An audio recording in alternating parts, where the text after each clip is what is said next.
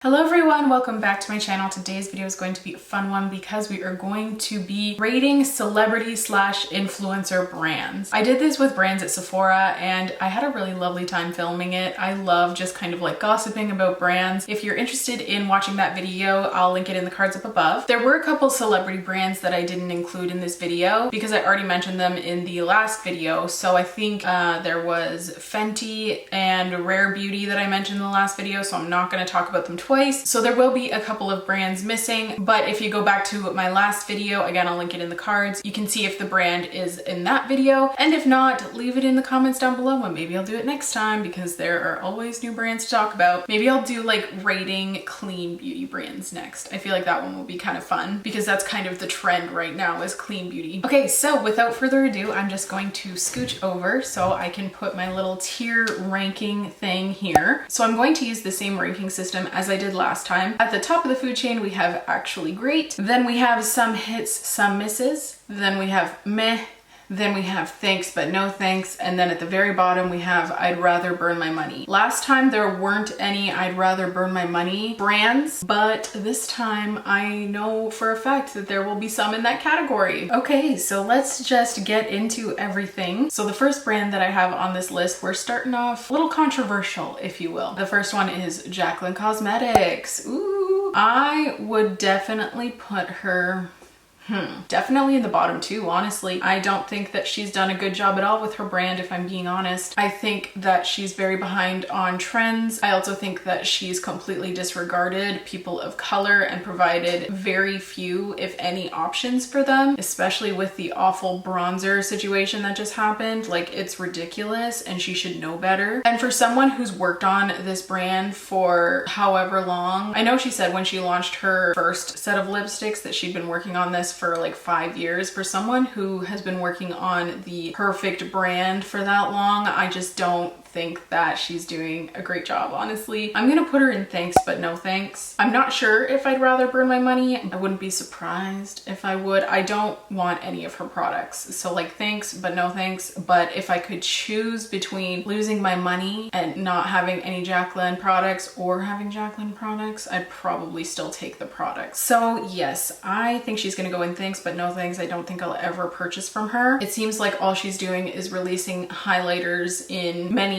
different forms: loose highlighters, pressed highlighters, liquid highlighters, and not much else, and nothing that really excites me at all. So I'm gonna put her in thanks but no thanks. I think she can do better, and this is coming from someone who used to be a huge Jaclyn Hill fan. I used to really like her. Back in 2013, 2014, she was definitely my favorite YouTuber. So yeah, I'm gonna put her in thanks but no thanks. I just think she can do better, honestly, especially as someone who used to work at MAC. Like, you used to do makeup for a living on other people. So I don't get what she's doing. Next up, we have Dominique Cosmetics, and I've never actually tried anything from Dominique Cosmetics. So for that reason, I'm going to put her in I was gonna put her in the meh category because I haven't tried any of her products, but I am tempted by her products. I'm just really strict about what I've been buying in the last year because of the pandemic. So I'm gonna put her in some hits, some misses, because there are products where I'm kind of like, nah, I'm not super interested in it. But for the most part, I think she does come out with some really beautiful concepts, really beautiful products, really beautiful looking products. I've never actually touched any of them, but yeah, I'm gonna put her in some hits, some misses, because the reason I haven't purchased is just because I've been so tight on money, but I have definitely been intrigued. So that's where I'm gonna put Dominique Cosmetics. I think she does a good job on her brand, and the one that really tempted me was the Transitions palette. I'm still kind of eyeing that one. I haven't heard anyone talk about it, actually. Moving on, the next brand that I want to talk about is Haus Laboratories, Lady Gaga's brand. I'm not like the biggest Lady Gaga fan. I do really like her, but like I wouldn't say I'm a diehard fan. I'm gonna put this in meh. It's definitely not thanks but no thanks, but I just think I expected more, and I know that's not an unpopular opinion. I know a lot of people feel the same way. They just expected more because Lady Gaga is so out there, and I think the only product they've ever released that even remotely intrigued me was their lip oils, lip tint oils or something like that. I was really intrigued by that product, but that's it. Like the eyeshadow palette, the Stupid Love one, I was kind of like, eh. The first initial launch with the liquid shadows and liquid shadows, was it liquid lipsticks too? I don't know, something like that. And yeah, honestly, I just really expected more from her. Nothing's been intriguing. I don't love any of the products or color stories. I don't really care. They're not really a brand that I care to keep up with. So for that reason, I'm putting her in the meh category. With Haus Labs, it kind of feels like that was a celebrity beauty brand that's just in it for the money, as opposed to something like Fenty Beauty or Rare Beauty that seems very well thought out and planned, and the creators are fully invested. It kind of seems like it's just like a side thing for Lady Gaga, and I don't love that. Next up is Lunar Beauty. That's a hard one. It's definitely in the top 2.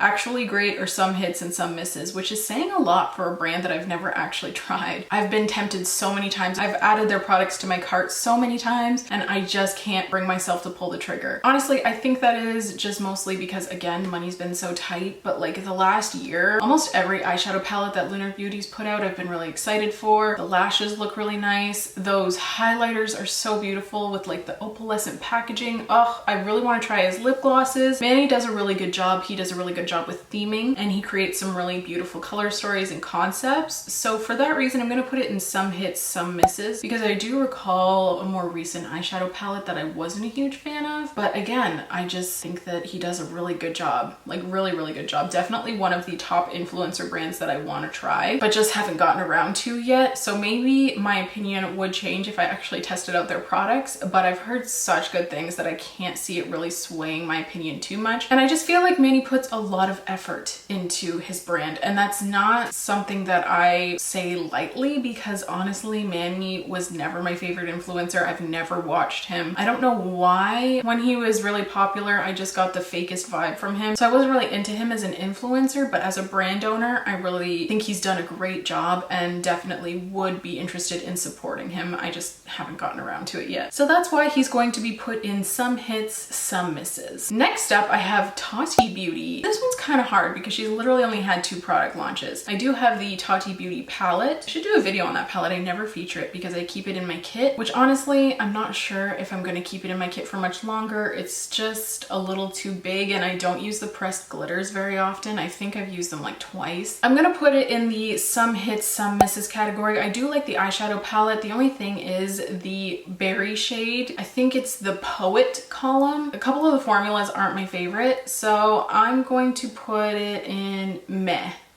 I lied.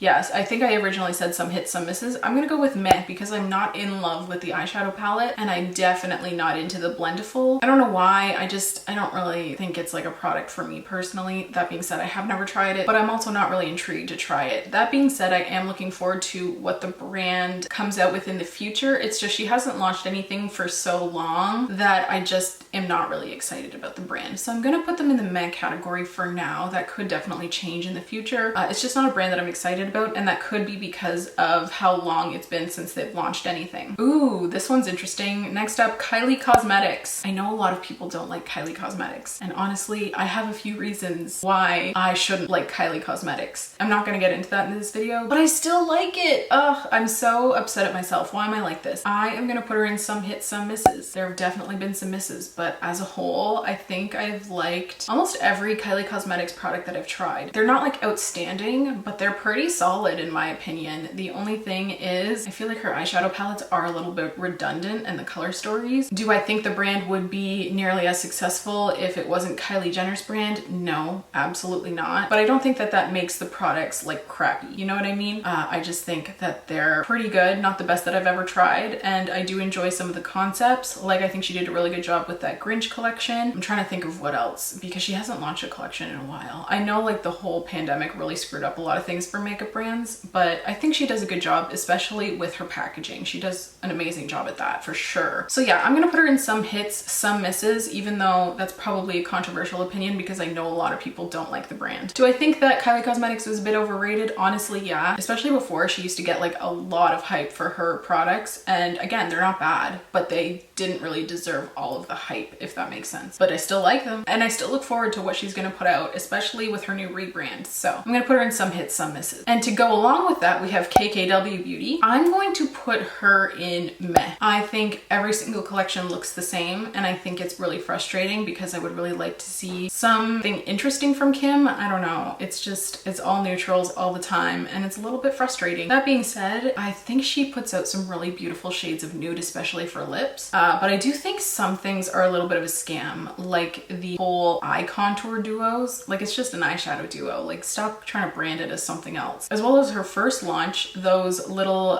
contour sets, but there was like literally zero product in it and it kept breaking off the actual stick. I'm gonna put her in meh because I just don't really care about the brand. I think she has some solid products. Like, I really enjoy the lip liner I have from her, but everything is just so boring, and there are definitely a couple like scammy type products. So for that reason, I'm gonna put her in meh because I don't think the brand is great, but I don't think it's the worst thing in the world. Ooh, next up, we're gonna get into some controversial brands. The first one I want to talk about is Dragon Beauty by Nikita Dragon. This is the first brand that's going in the I'd rather burn my money pile. I would rather literally set my money on fire than to pay for a Nikita Dragon product. I would not accept this product if it came to my doorstep for free because I just really don't like Nikita Dragon. I think she's incredibly selfish and she doesn't take accountability for any of her actions. She seems to think that she's above other people, so I'm really not into the brand. Not only that, but I don't use color correctors, which was her first product she launched. The second one was it the face palette, her second launch, that I can't stand looking at it. Like, why would I want a face palette of Nikita Dragon's like dead face? It literally looks like she's dead. It looks like she's drowned. It freaks me out. Or it looks like a doll version of Nikita, and it's freaky. It gives me the creeps. So why would I ever want to spend money on that? I don't know. Her little egg eyeshadow palettes, the little 5 pans, the dragon's egg ones, no thanks. She's released nothing that has intrigued me enough to overlook her problematic behavior. That, as well as the fact that I straight up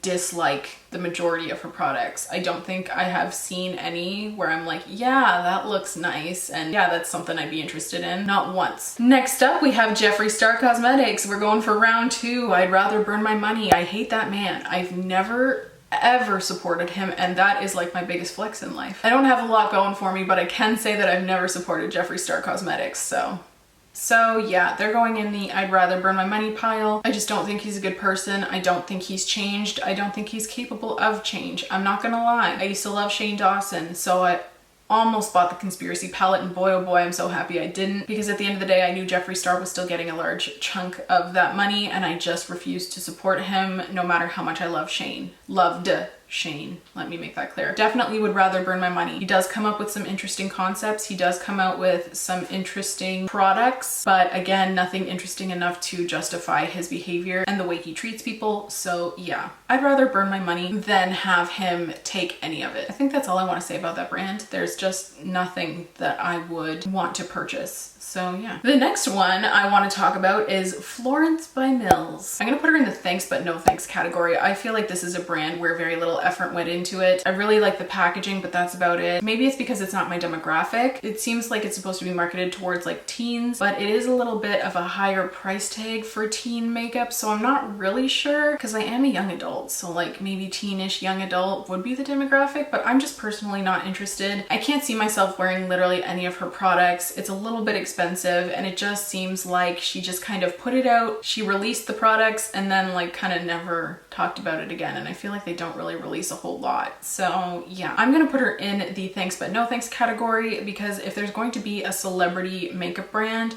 I want to see some effort. I want to see some effort to be part of the community. So many celebrities are coming out with makeup brands lately. It's like celebrity perfumes, you know? Like they just launch one just to make a quick buck and then head on their merry way. And I really don't like that, because I am so into makeup. I just feel like it's kind of exploitative of the people in the community. So yeah, I'm gonna put her in the thanks but no thanks category. Next up, I want to talk about Victoria Beckham Beauty. I kind of feel the same way about Victoria Beckham Beauty that I do Florence by Mills, in the sense that it's just not a lot of thought going into it, but I think more thought goes into Victoria Beckham Beauty, so I'm going to put them in the meh category. They are very, very expensive, which isn't necessarily a bad thing, but I'll be honest, if I'm going to spend a lot of money on a product, I would prefer to purchase something that's developed by a makeup artist, so maybe something from Natasha Denona. If Pat McGrath was cruelty-free, I'd be more likely to spend my money there than Victoria Beckham's products. The reason I'm putting her in the meh category as opposed to thanks but no thanks is because Victoria Victoria Beckham Beauty seems to have a lot of good intentions in the sense that everything is sourced ethically, everything is as eco-friendly as possible, and that kind of adds to the price tag, so it's a little bit more understandable to be spending that kind of money. But again, I just don't think her products speak to me enough to really justify purchasing any of them. I would definitely be more inclined to purchase something more expensive from a makeup artist brand than a celebrity brand. And that's just me personally. Some people might feel differently for sure. And I can definitely see the appeal of Victoria Beckham Beauty for those who do like high-end luxury brands, but it's just not for me personally. Okay, so the next brand I want to talk about is Flower Beauty. So this is Drew Barrymore's brand. So hers is actually a drugstore brand, and I would give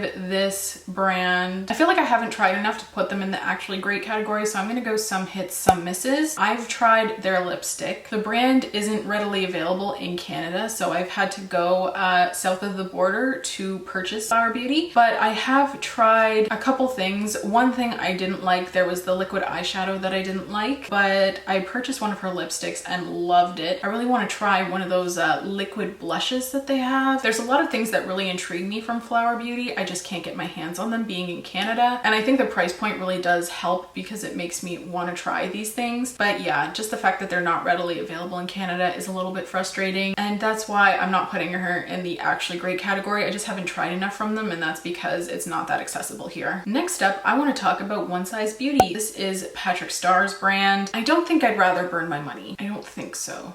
But would I? This is a hard one. It's definitely between thanks but no thanks and I'd rather burn my money. Let me take a look at their product lineup right now. Yeah, okay. I'm looking at the product lineup as of right now, and I'm actually going to put One Size in the I'd rather burn my money category. I did not see that coming, honestly. I thought that I was gonna put it in the thanks but no thanks, but apparently I'm feeling a little bit savage today. I think I would rather burn my money, honestly, because the way he's been acting since his brand launched is really problematic, and I don't support that. Not only that, but I literally hate everything he's put out. I don't know why. I don't like the packaging. The red and pink color combo, really don't like it. I haven't tried anything from the brand because literally nothing intrigues me. I thought the eyeshadow palette was so poorly done. The makeup wipes, I don't use makeup wipes. I'm definitely not going to use a makeup dissolving mist that looks like it's in an aerosol can. That just seems so wasteful. I don't know. Like, he's launched literally nothing that I would be interested in. I just think that everything looks kind of crappy. So I never minded Patrick Star. He wasn't my favorite YouTuber. I don't think I've ever been subscribed. I've never really watched any of his videos, I don't think. I do see what he's been doing lately in terms of being problematic, especially like during the pandemic. There was a lot of problematic behavior around him that he seemed to stir up every time there was a product launch, and I just don't really want to support that. I would rather burn my money. Into that category he goes. Next up is Makeup Geek, and I'm gonna put them in meh, because as a consumer, I would say thanks but no thanks, because I just feel like they really haven't done anything interesting. Like, they did a rebrand, but that's about it. Like, I feel like it's still the same products, it's still the same eyeshadows, it's still the same, I think they have highlighters and single shadows, and yeah, just not very much else. And they haven't really taken the time to really build the brand, I feel, in the same way that others have. And I'm not sure if that's because it's a smaller brand, you know, like they may not have the funds or what, but yeah, I just think they haven't really built up the brand to its full potential. So that's why I'm gonna put them in meh. So yeah, from a consumer, I would say thanks but no thanks, but from a makeup artist standpoint, the single shadows are very handy, so I would actually put them in some hits, some misses. So the combination of those two right in the middle is meh, so that's where I'm going to put Makeup Geek. Okay, so I have two brands left I want to talk about. The next one is Auric by Samantha Ravindal. I'm going to put this brand into the some hits, some misses category. I really like the idea of her Glow Lust. I really want to try it. It is a little bit pricier, so it is more of a luxury brand, but that's okay with me. I am looking for something to replace my Charlotte Tilbury Hollywood Flawless Filter for a Superstar Youth Glow, because Charlotte Tilbury isn't really cruelty-free, or their cruelty-free status is always changing and it's really iffy, so I'm definitely looking for an alternative to that, so I think that would be a good option. The eyeshadow duos that she's launched so far aren't really something that interests me personally. It's just not really something that I would gravitate towards, so I would pass on those. So we have one hit and one miss out of their first first launch. So yeah, that's why I'm gonna put them in that category. I'm sure that her brand is, you know, really good. I just haven't really tried anything yet, and I look forward to seeing what she launches in the future. I just feel like it's taking a really long time. I can't remember when they launched, but it seems like a really long time ago, and I know there hasn't been a restock since they launched. So I don't know what's going on there. She posted a video providing updates, but I haven't really gotten a chance to watch it yet. I'm gonna put her in some hits, some misses as of now. The last one I want to talk about is About Face Beauty. I think I might actually go thanks but no thanks. I just don't really think that what Halsey has launched is really all that interesting. I guess the paints, like those eye paints, were kind of interesting, and that's not something that I would purchase for myself. So yeah, I'm gonna go thanks but no thanks. Again, with celebrity brands, it just kind of feels like she put out an initial launch and then just kind of left it at that. It doesn't really seem like she's launched a whole lot after that, and it doesn't seem like a lot of effort is really being put into that brand. So I'm gonna put Halsey's About Face in the thanks but no thanks category. Again, with all of these rankings, I'm definitely open to, you know, changing them as I try the products from brands and stuff like that, except for I'd rather burn my money. I think the brands that are there will definitely stay there, but the rest of them, I'm definitely open to changing their ranking. I should do like an updated video, like did it change after they've launched more products or after I've tried the products. So yeah, as of now, Halsey's brand is going to go in thanks but no thanks. But again, as she launches more products, that is something that could definitely change. Who knows? And I think that is it for me today. Let me know if you agree or disagree with some of the influencer brand rankings that I've given today. That's it for this video. Thank you so much for tuning in, and thank you so much for watching if you've made it this far. Please don't forget to subscribe if you want to. If you don't, that's okay. I just really appreciate you being here. It helps out my channel so very much by you watching, so thank you. Please leave any video requests you may have in the comments down below, and I will see you in my next video. Bye guys!